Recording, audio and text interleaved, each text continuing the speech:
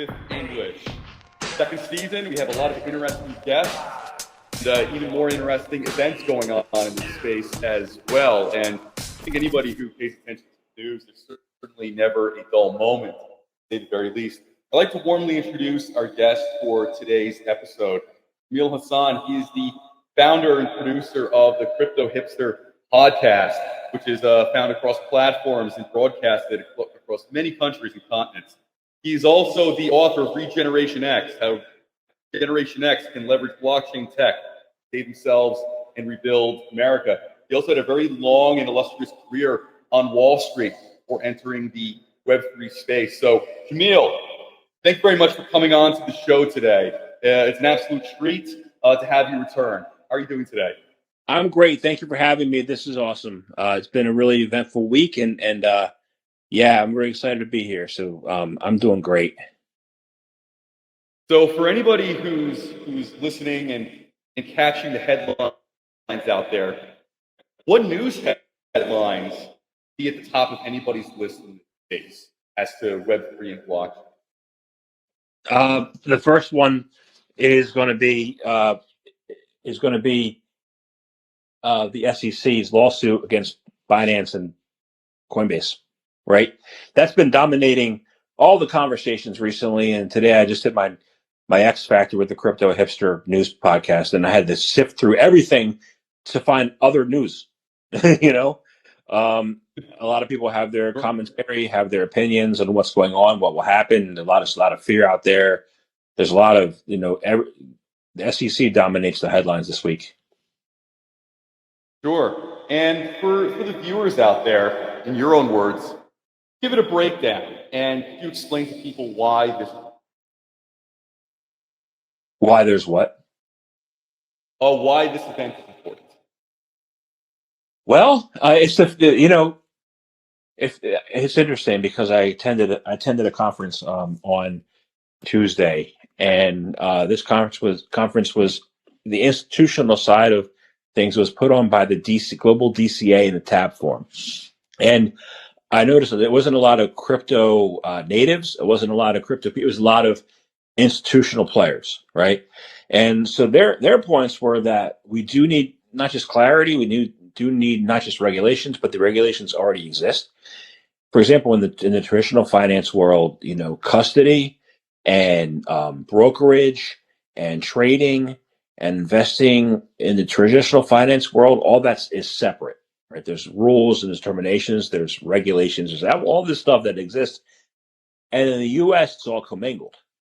So you had, like summer, you had Celsius, you had Voyager, and they were taking client funds and they were intermingling it, and they were serving as basically a hedge fund and not a custodian.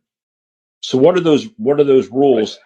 How does that play out in crypto? And basically what the SEC is doing is trying to bring everything under the traditional finance rails.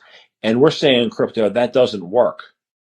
And there are a lot of reasons for that. We built these rails to not be part of the traditional finance system as an alternative financial system. So there's a lot of area there that has to be discussed and explored. And right now there's a lot of fighting instead of a lot of collaboration. Right. And as far as the SEC is, do you think their response or the reflex to this is one that maybe lacks a lot of nuance, considering the fact that it's a very, very fungible, very dynamic technology? Oh, it lacks nuance for sure. Nuance, thought. It like you said to me the other day when you spoke before this meeting. It's sloppy. It's sloppy. It's like they're accusing certain tokens of being securities, but like Algorand, like Binance USD, like Polygon Mag, Sandbox, all these, tokens as being securities, and that adds, there's 67 cryptos that they called securities, and there's no rhyme or reason for what they call it. There's no okay, this meets this criteria, I understand that the looking at it as a stock, and you know, if you buy a crypto and you expect the price to go up in the future, and you just sit back, kind of like owning a stock certificate, you expect the company to do stuff, you expect to profit by other people doing the work. It's just, if you look at it in that light, it's a stock. Like to them, it's a stock, but it's not a stock. It's cryptocurrencies. It's a completely different instrument. So you have to look at, okay, take into consideration this is a different instrument. It is not a stock. It is not a bond. Yeah, okay, you could buy anything. Like I could buy a movie poster today, and if the movie poster sales go up in the next year or two or three, then I expect the value of my poster to go from like $10 to $20. You could look at that and say that anything on the earth is a security. And so, but it's not. It's not. It's a consumer product. So you have to look at the instrument, you have to look at the nuance, you have to look at all that and say, okay, we call it a security because XYZ. And tell the Right. people, and they're not doing that. So, that requires nuance, and that nuance is missing. Sure. And for many of those tuning in, a lot of these crypto tokens, they do fall into a few kinds of buckets.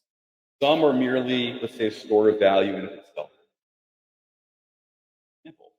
Then you look at Ethereum tokens, which are effectively, utility tokens that can be used for programming and creating decentralized applications. Now, granted, as a token, it does have its own value. You can see it almost, see it essentially, either accumulate or you could always say lose value in the same way a security can.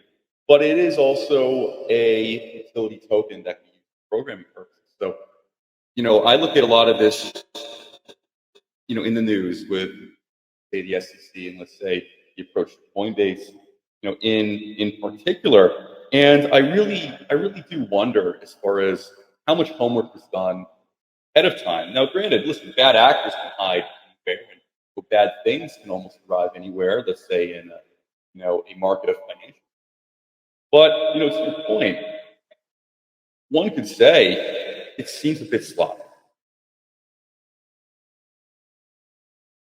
So what's the question? Well, somebody who also does a podcast, you reach a very sizable audience. Yeah. How would you break down, let's say, the distinction of security tokens, utility tokens, and in layperson's terms, the average person? Security tokens versus utility tokens. I mean, I'm still utility tokens first because they're easier, right? If I own, say for example, I interviewed early on. I interviewed the founder of Fortitude Ranch, Drew Miller, right? He wrote people who are preppers for people who, if there's going to be a natural disaster or something like a pandemic or something, where they can come to the ranch and they can have membership and they can join, they can have a place to go, right?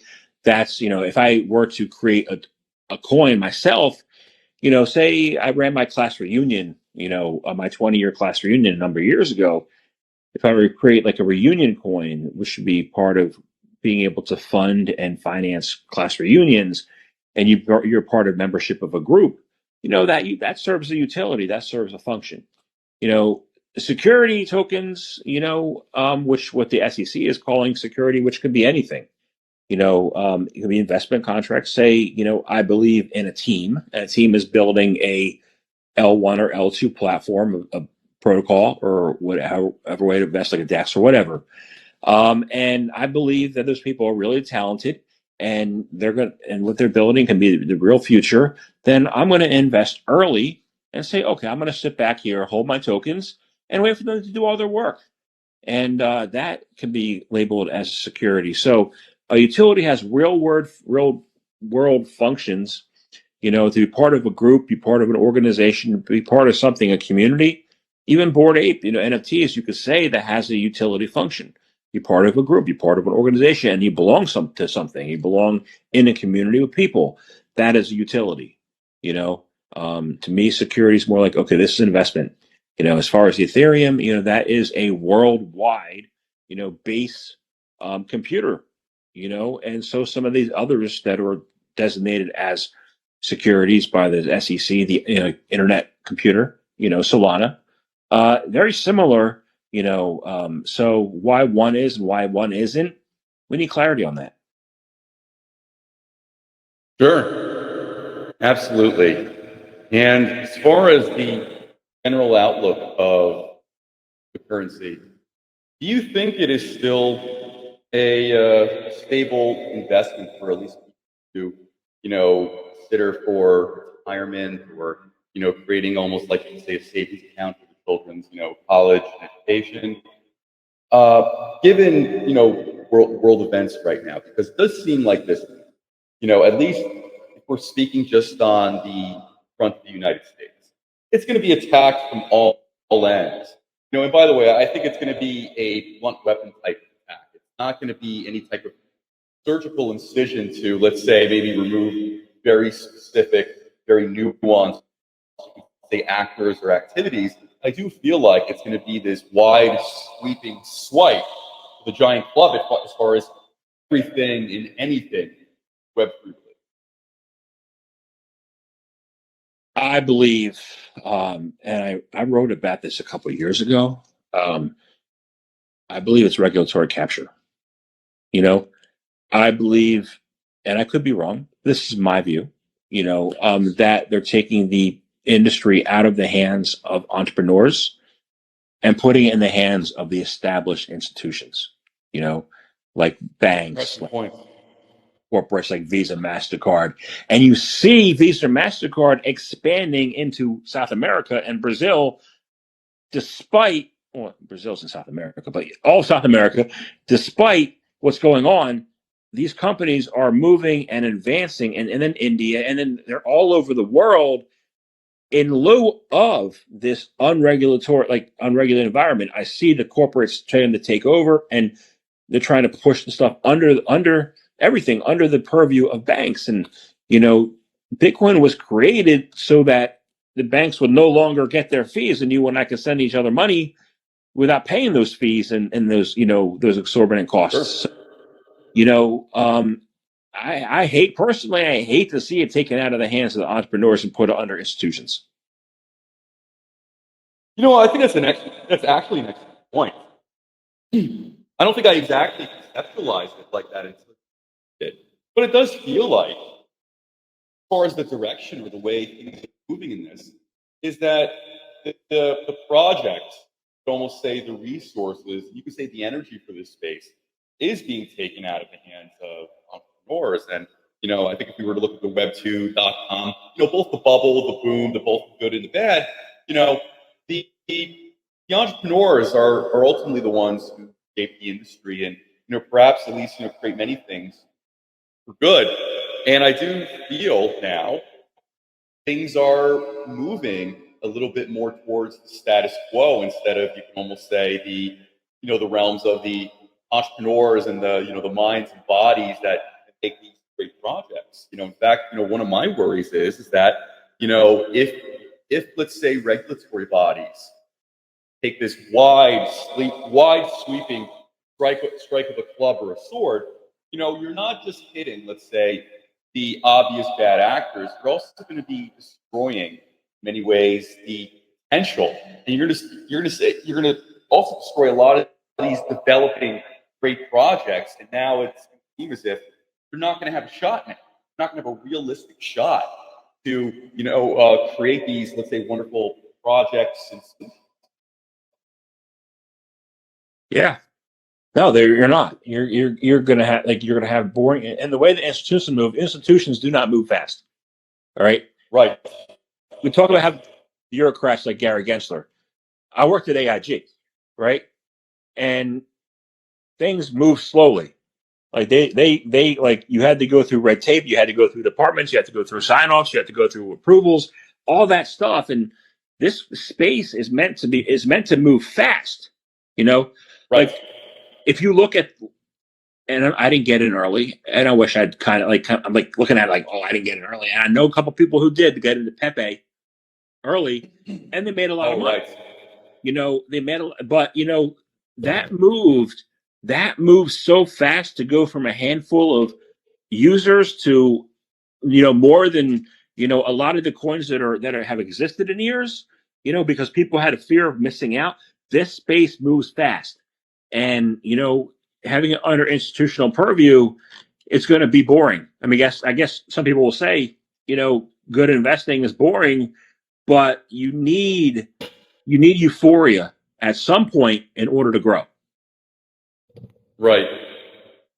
If I was to take the flip side of that, could reasonable minds argue, hey, listen, Jamil, this space will be eventually regulated anyway.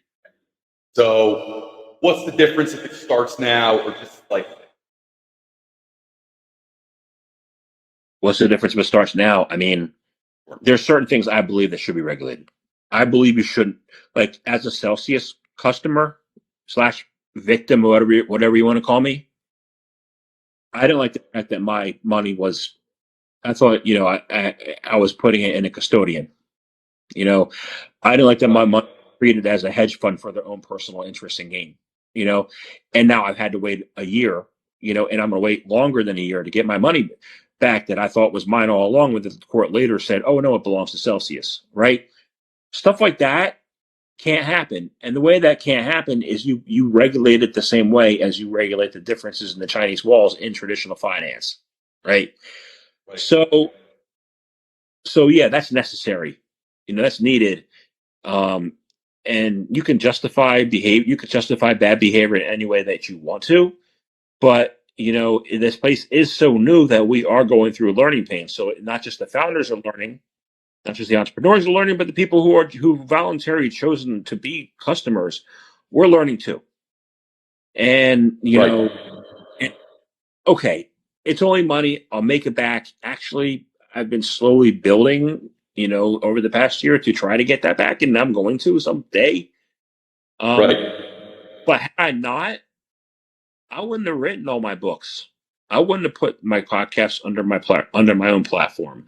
I wouldn't have chosen to be an entrepreneur, because I was perfectly content doing other people's work for them for for their gain, right?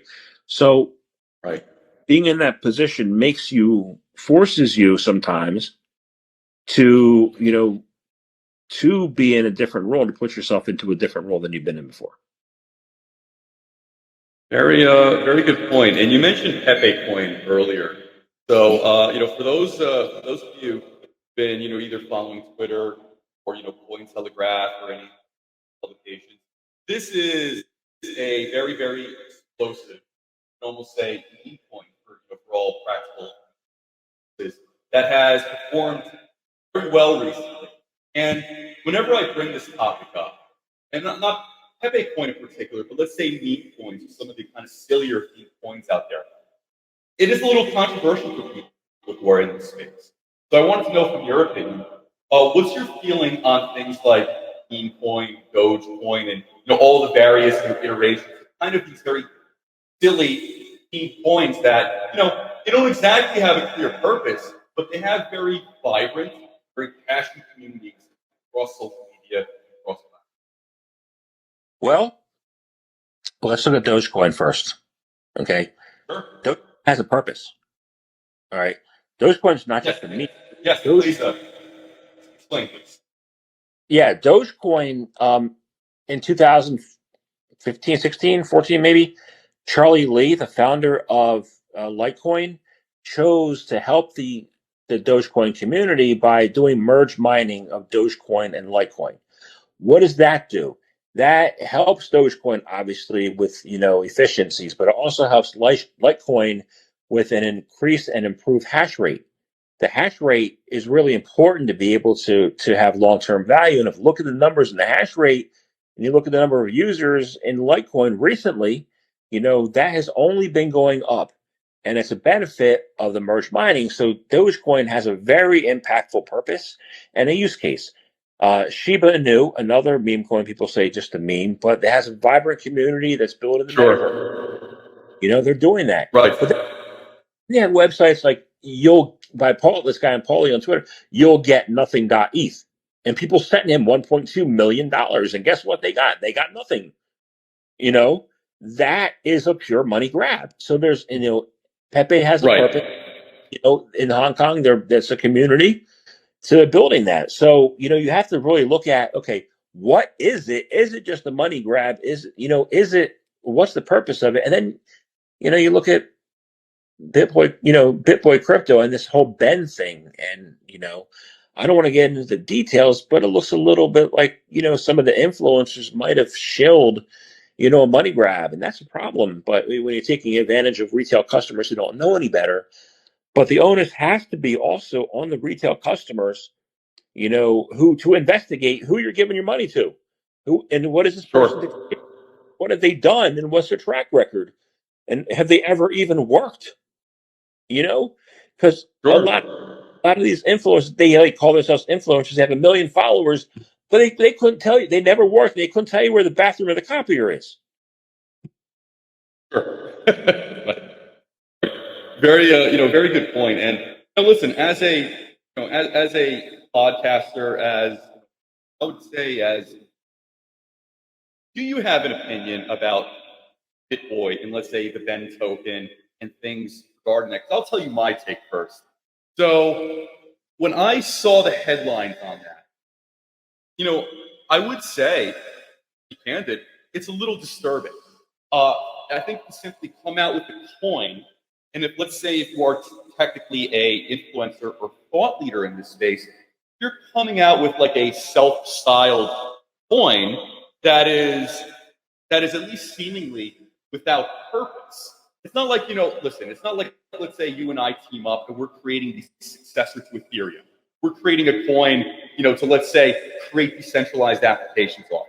And let's say we just call it we'll call it Hypercoin or something like that. I think the way I describe it, that would sound like a legitimate project. But when I saw Ben Coin, and I believe it is a coin for all those who are named Ben, but it's mostly Bitboy's, I guess you could say coin. I saw kind of a lot of red flags. You'd see you're going to have a lot of people throw money at this, and then people are going to be surprised why they get them or when they get them. So for me, I looked at that. I think this: if you're in a position where you have a voice and you can reach a lot of people, there's also a great chance to hurt a lot of people.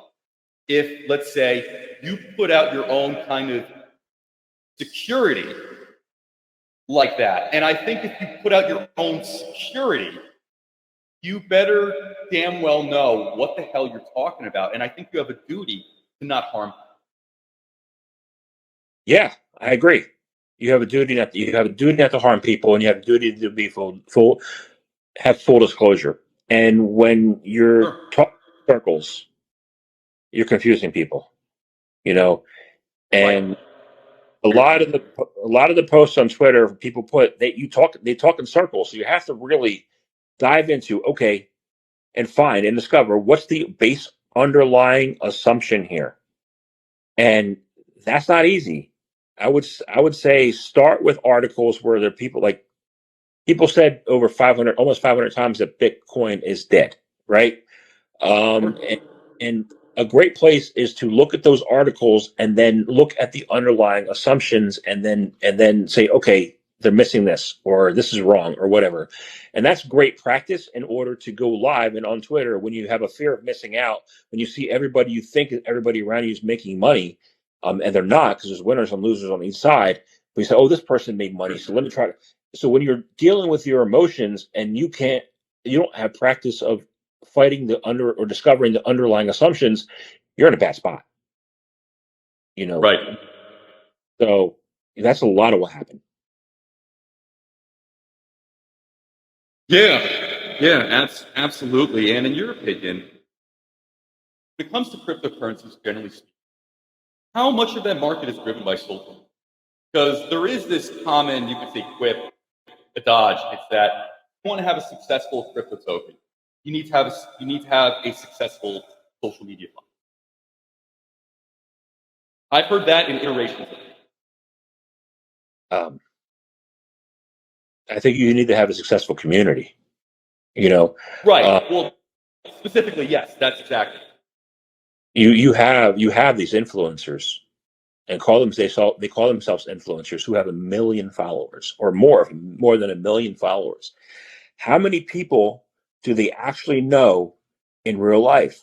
A handful, and those 1 million followers, like, especially with somebody like Simon Dixon, for example, he has like 100,000. How many of them are bots? And I've seen bots, and that's just one guy. I've seen bots respond to so many people and they're bots, but like, I don't know how to buy bots for myself, and I wouldn't use them because I like to grow my audience as a whole, to have this organic really. And, but a lot of people use bots, and that's a problem, so it shows hyperinflated numbers, it shows hyperinflated audience, and, like, bots don't buy anything, they sure comment on social media, or but they're not going to buy from you. They're not going to listen to you. And how do you disguise like that? To me, in itself, is fraud, because you're overflating your real statistics. Sure. Yeah, and listen, it seems to be a common practice out there in social media where, listen, for the right price, I mean, buy AI bots, pump up, to inflate your numbers, give people the impression that you have a vibrant, active community where you may otherwise not have it. So, it is a very, particular, but it's also a practice that doesn't seem to be talked about a lot. Like, I don't necessarily see articles about it, but everybody knows about it. Listen, if you're broadcasting in this space, it's an open secret, or it's like the elephant in the room. Listen, yeah, some people use bots, some people don't. Some people with very huge inflated numbers use or heavily, rely on bots. So I really wonder if we're going to get to either the time and moment in media history where people talk about that a lot, because there is also a great potential for danger in that, especially if, let's say, listen, I'm not making conclusions necessarily about, like, let's say BitBoy, but if you have a big platform where you can reach a lot of people, and many of your followers are bots, parroting whatever you say, I mean, that is a very, very, dangerous thing. You're convincing people you have a big voice, and at least objectively, you have the numbers. Where in fact, instead, you essentially have, AI programming, essentially, as a catalyst to either, if you're a bad actor, to certainly enrich yourself. Those things are very dangerous. And listen, those numbers are objectively important to most people. How much of a following does this person have? What kind of posts and interaction does this person get from their audience? People do care about that. They do. And unfortunately, if it impacts retail users or consumers, the consumer protection agencies, not the SEC, that's a institutional protection agency, but the consumer protection agencies in the U.S. are so inundated with frauds and scams from traditional finance, it's going to take a while. Right. Well, that goes to my next question. You were talking about how slow institutions, and I think for you, having a illustrious long career on Wall Street, AIG in particular, I'm sure you could say, a first-person perspective on how slow institutions can move. So if we can be candid here, let's say if we're to play devil's advocate with the SEC here, and listen, nobody or nothing is above reproach, and I think we can all, certainly, or at least should be open to areas of improvement. But is the SEC behind the ball when it comes to technology? Because it seems to me, it begs the question: how effective are they at keeping up with these technological changes? Like you and I are talking about AI bots, how influencers are inflating their numbers. We're talking about, Coinbase and kind of this wide sweeping strike at, both good and bad. It's like an overcorrection. That's what it looks like to me. So from your point of view, how behind the ball could the SEC be as far as, in a very nuanced and tactical way, understanding and even, let's say, preventing some of these type of things? Because it seems to me, if the approach is to take a very typical Web 2 era attack on this, you're not going to keep up. Can't. This, and as you mentioned, Web 3, it is constantly changing. And I understand maybe the status quo wants to make it more of their, instrument than anything else. It doesn't seem like that's going to happen, but it also seems like this. Even when the bad guys are telegraphing the attack, you're still not, blocking or dodging. They're behind.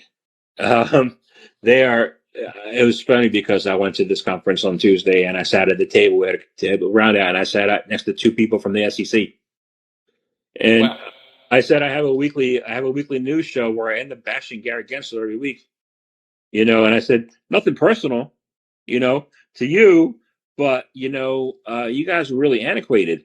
Right. And they shook their heads. They kind of knew. Are they behind? Yeah. When you have a leader, and I wouldn't call a man a leader, and my beef with him is far different than most people in crypto, because they look at he's attacking crypto, and I'm like, back in 2019, MIT had a conference, and they said they're calling something for the first time blockchain ethics for the first time ever. No one and people showed up, and he then taught a course on ethics and blockchain at MIT, and they said it was for the first time ever. But a year and a half before that, I wrote my first book, Blockchain Ethics. I was just going to say that. Yes, your first book on blockchain ethics came out much earlier than that. Yeah, so I'm like, I'm thinking if somebody ever had their intellectual property stolen and used by somebody else to get into a position at the SEC, why wasn't it the person who actually did it? Right. So, or why have I been told over the years that I'm retired and I'm not? So right. leaving my personal beef aside, you're trying to slow down the market so that institutional players like banks can catch up. They're not ever going to catch up. JP Morgan, uses Ethereum, but they've been bashing, Jamie Dimon's been bashing Bitcoin for years. Why? He's trying to slow down the price. Why? So they can buy. I happen to know, investment banks who want to buy Bitcoin. Like people there, I know that they want to buy Bitcoin. They want the price lower. How do you make the price lower? Or you create regulatory uncertainty. You slow things down. But the slowdown has a benefit too. The prices are not where they should be. Like I expected with the Litecoin halving coming up in August that the price of Litecoin would be shooting up right now. It's not. Okay, what does that offer me? That offers me the opportunity, if I ever get cash in the door, to buy. And right. As I get cash in the door, to buy more, to accumulate. So for the retail investors who believe in this for the long term, I'm going to say the next 2 or 3 years might be an awesome time to accumulate, so that when things do shake out and when things do work out, the prices will then jump and be higher. And kind of like Amazon in 1999, the price was down to $1, and then by 2016, the price was like that. Yes, I expect that to happen. I hope it happens when I'm still alive. Yeah. So then I can be retired. Right. Right. And what's your take on central bank digital currency? What's your take on that? As a retail guy, I'm going to talk about this conference again this week. The more and more I'm outside of institutional, the longer I go being a founder, an author, an entrepreneur, being on my own, the less I have in common with institutional players. All the institutional players want the CBDC because it gives them stability. As an investor in crypto, I'm kind of attracted to the potential of, skyrocketing prices. And to me, a CBDC is always going to be like $1. and I'm like, I have Sure. no reason to put my money under the mattress, and to me, having a CBDC is putting the money under the mattress. So I really like, Sure. but if you look at international trade, if you look at foreign exchange, if you look at all these things that corporations do regularly and they have to pay a lot of fees for, to transmit money overseas, and you look at CBDCs, yeah, they're incredibly helpful. You know, they're Right. beneficial, and it will be a breakthrough to be able to have something like that at a corporate level, so that I'm a treasurer. I save my company millions and billions, and I'm like, that's cool, but I'm not a corporate treasurer. I'm a retail investor. So for me as a retail investor, I'm not going to buy CBDCs. Right. Yeah, I mean, I would say objectively, it certainly lacks either, volatility or, you could even say broader interest to really, make some, I guess you could say make some sort of, genuine or, substantial, returns on that.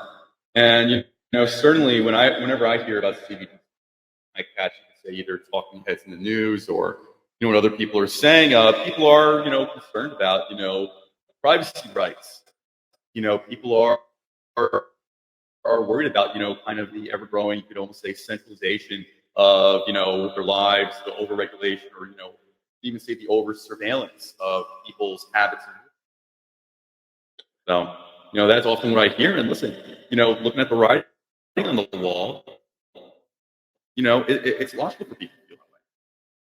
I'll tell you, I presented and spoke. I was asked to speak in front of my son's seventh grade auditorium yesterday in front of Thanks 90. for telling me.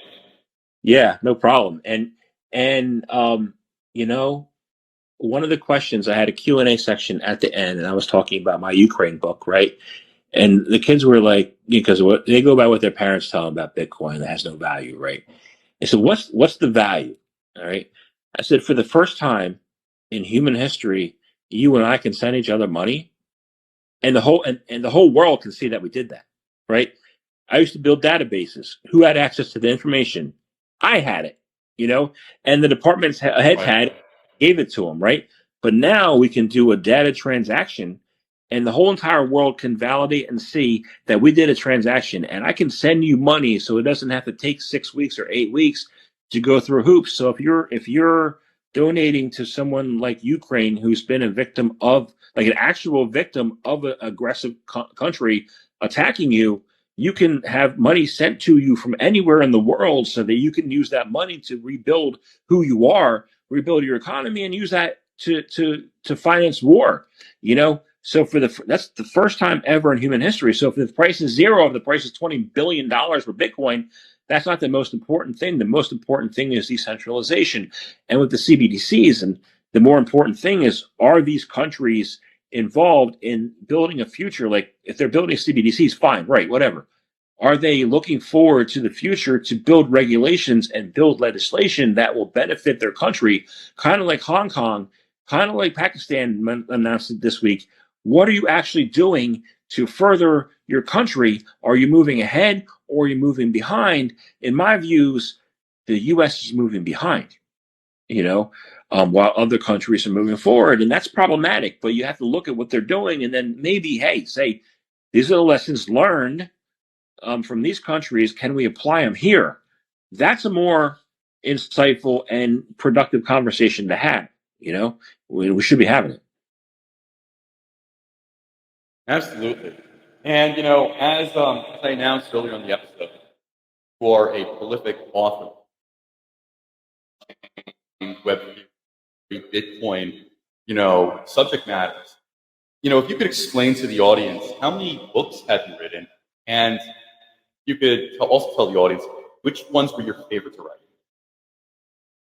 Well, my book on Ukraine, Old Paradigms Die Hard, is probably one of my favorites. I've been I've been having fun with titles, and I get a lot of complaints about my titles. People don't buy the books, but they complain about the titles. So I guess I'm getting some traction. Um, Before October, I had 4.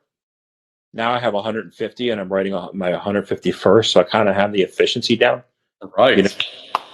Yeah, sure. Thank you. So that's probably my favorite. I mean, I have a couple books here on the bookshelf, and this is my. I'm going to turn the camera on my bookshelf. That's my bookshelf right now, and then up there. Yes. So, um, but yeah, why did I start writing? Was a more important question. And last June when you interviewed me, I had I've been fighting. Uh, I'm a patient of Sloan Kettering, and I've been fighting a tumor for a year and a Oh half, and my. I had an operation. Actually, I had MRIs were all fine when you and I thought that I was getting better, and in September, 3 months later, I had a 5-hour operation. I had like 40 tumors, and um, you know I've been fighting that since. And I said, I really want to make my books, my podcasts into books. I better get busy. So I started writing them as a way to help recover, you know, Wow. uh, and as a way to help my mental health and a way to leave a kind of a legacy if I could, you know. And I've been on chemo now for 3 months, and we have mixed improvement in the tumors I have, and so I'm doing what the doctors tell me to do. I've lost about 45 pounds, and by eating healthy, I'm trying to get better. And so the writing the books helps me to fight, and build for my future while I'm battling with my health issues, and hopefully I can use it to overcome that. So that's what keeps driving me, and I'm like, I feel better about myself and my life every time I write a book. So I write them, and I write them, um, Wow. and that was the main driving force behind it. Wow, that's incredible. So kind of facing your own mortality like that, and kind of kicking things into hyperdrive and coming out with all of those books. What did you learn about yourself process, and what did you learn about, let's say, how the world is changing? Because I think when you're, and like I said, I would imagine when you're faced with that. And by the way, I'm sorry had to go through and are continuing to go through, all those bad things. But I would imagine when faced with your own mortality, obviously it reframes your entire life. And as you said, you kick this into warp speed, and now you're on your 151st book. So I would want to ask you, what did you learn about yourself, and what type of things would you want people to know about life? Whether it's Web3, whether it's about entrepreneurship or anything, because you can't. There's certain types of wisdom in life you cannot get unless through experience. I uh, I was always told when I worked at AIG by friends there that one of the best fighters they'd have ever seen. I just didn't believe them, you know. Uh, Right. Now I know I fight, and I know that every day, like I'm confronted with conflict, but I know how to deal with it. Right. Um, Before I always had difficulty, like if I went into a social setting, like being like I would find like one or two people and then like not talk to the rest, like my like safety people to hang out with, right? Sure. And in the past several months, I've also, my boys, and I've been to all the baseball games, and they do 2 leagues apiece, travel and house, and I'm Right. able to other dads and other moms and the parents and just hang out and be comfortable, in my own skin. And Right. why? Because number one, I think I've been able to develop compassion and understanding and empathy, definitely empathy. I think I've gained, some maturity as far as, getting along with other people, and being around them. And I've also, resiliency, how do you build and gain resiliency? Because like I have these tumors, like my DNA changed, right? I can't control Right. that. I have no control over the fact that my DNA changed, right? It's bad luck, right? I have everything that I can control over how I react to respond to it. So Right. how do I, and my wife and I relationship has gotten better even, and I'm present for as a dad, present as a husband, and I while they're in school and they're going to do summer camps and I'm going to continue to write while they're in camp, right? So how do I, show up for life on a daily basis with a positive attitude, and not Yeah. say everything sucks? Because when I worked at AIG, I'll tell you, I don't want to get up in the morning, a lot of mornings. I don't want to drive to work. I don't want to I did not, you know, I felt like part of me was dead, and Right. now, hey, I lost a lot of money in Celsius, right? People haven't bought the books the way I expect or the way I had hoped, right? I show up every day and I do what I have to do. And that being fully committed to my commitments Right. is, well, if you do that, you will find personal freedom no matter what the external situation. Wow, that's incredible. And for a lot of people out there, they're pursuing a dream. They're- they're- So often throughout the process, people are going to get negative feedback from parents, people, family members, friends, and things like that.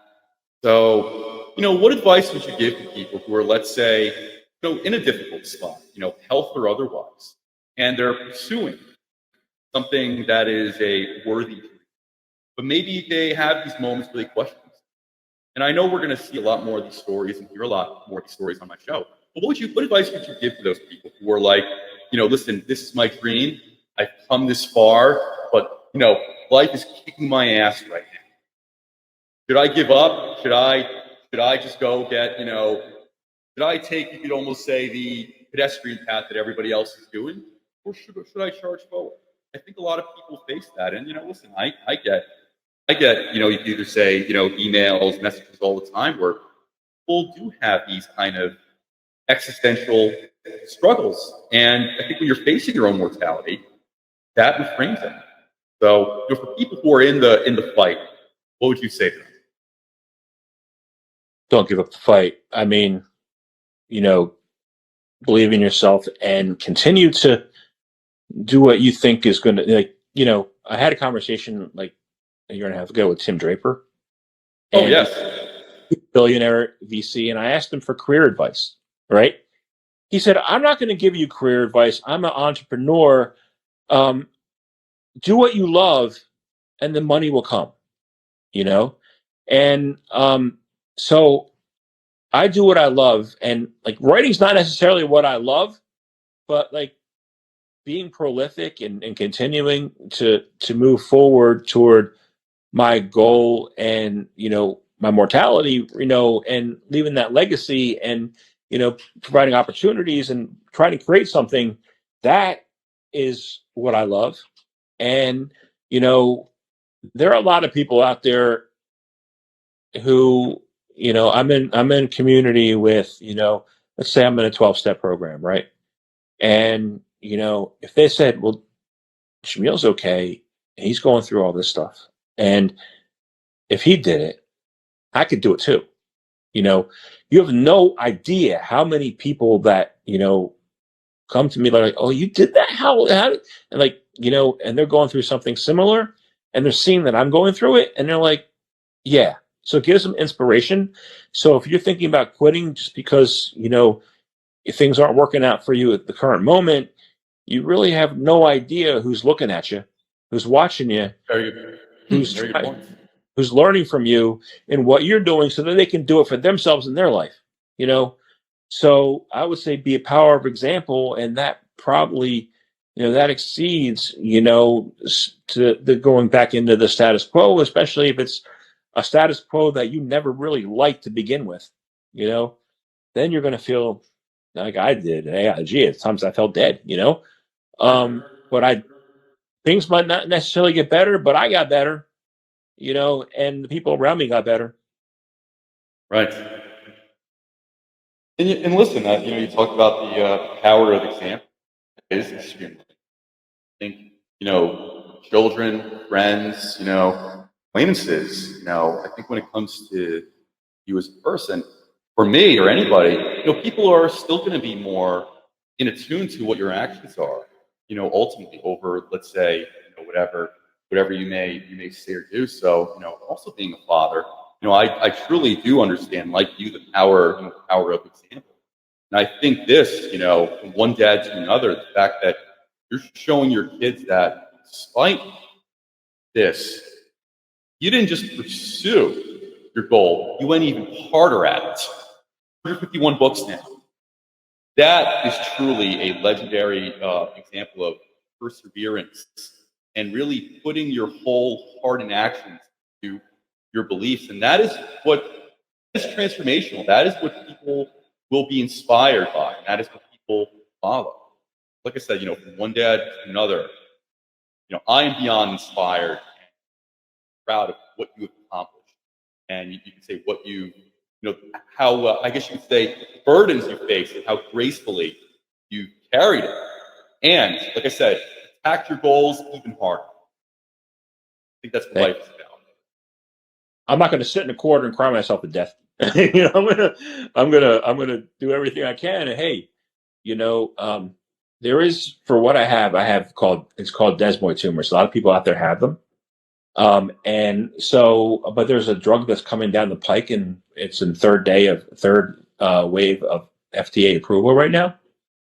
So, I got to kick the can down the road for a year. And I lived in North Dakota for a year in the wintertime. I could do that standing on my head, Right. So that's, I got to be able to create perspective, right? And then say, okay, what am I going to do every day to live into the perspective and not get lost in the daily, keeping up with the Joneses or whatever, or up with whatever the media is telling me every single day. Right. And as a final question, what advice would you give to anybody to get their started with? If there's so much information out there, one may go to you or me or anybody. Where do I start? Depending on, we're talking about crypto or you're talking about life, crypto, I would say I invite you to please listen to my podcast. My podcast is Crypto Hipster. Where can you find the Crypto Hipster? Yeah, so it's anchor.fm/crypto hipster. It's Apple, Amazon. I have a weekly news show called The X Factor where I bash Gary Gensler. Is Gary Gensler to you is what Kevin O'Leary is to me? Yes. He's that arch nemesis. Got it. And so I have that, but I have interviews where I interview entrepreneurs, founders, thought leaders, executives in crypto and blockchain. And my goal is to draw out the thought leadership and present that to the world. That's so. And then my books are all on Amazon under Crypto Hipster. You can Google Crypto Hipster, and please, and if you want to be educated in crypto and blockchain, it's not I'm the facilitator. I'm drawing out people's thought leadership. They're talking about their companies, what they do. So please listen to all of them. I've interviewed some incredible people, including you, and your podcast coming out tomorrow. And it's a great opportunity. And as far as life, I have a goal as far as number of books, I want to someday get past L. Ron Hubbard, who wrote 1,084 books. I don't take me this. It's going to take me maybe a decade. That's my goal. But to read those books. But when you're stagnant or you're stuck, roll the ball. A man once told me, Jamil handed me a ball, a soccer ball. He's like, I was like, I didn't know what to do. He's like, Jamil, roll the ball. So when you roll the ball, things happen, and so, but maybe someday I could be an inspirational speaker. I'm a John Maxwell certified speaker. But I think I'll be seeing you on a TED Talk for a few of them. Yeah, I haven't been on TED Talk, and maybe that's something else I could try. That'd be cool. But yeah, right now Amazon and Apple for my podcasts. You hear that, everybody? I think one of the lessons we can take away from this talk, Jamil, it was an absolute pleasure having you back on the show today, and I'm absolutely astounded and proud that all the accomplishments you've made thus far, especially in spite of those circumstances, and I'll very much be looking out for your books, and I'm looking forward to perhaps maybe later this year when you come back on and you and I can recap as far as the happenings and going ons of what's going of really this space in general and what direction it's going to go in. And I will say, as I think a subject matter expert to another, I've greatly respected your work, both in podcast and in book form for the things you've done, because I think you've really done the work, and I think your sincerity comes out in both what you say and what you write. So for me, it's always an absolute pleasure. It's an absolute treat to have you on the show and riff back and forth about what's going on. So say the ultimate thanks to you for joining me today on this episode. Thank you very much for having me. Real honor, a pleasure. Appreciate it greatly. Anyway, Jamil, thank you very much. Have a wonderful weekend with your Thank you. And your family. Thank you. Let's pull out excerpts and see where history is going. Awesome.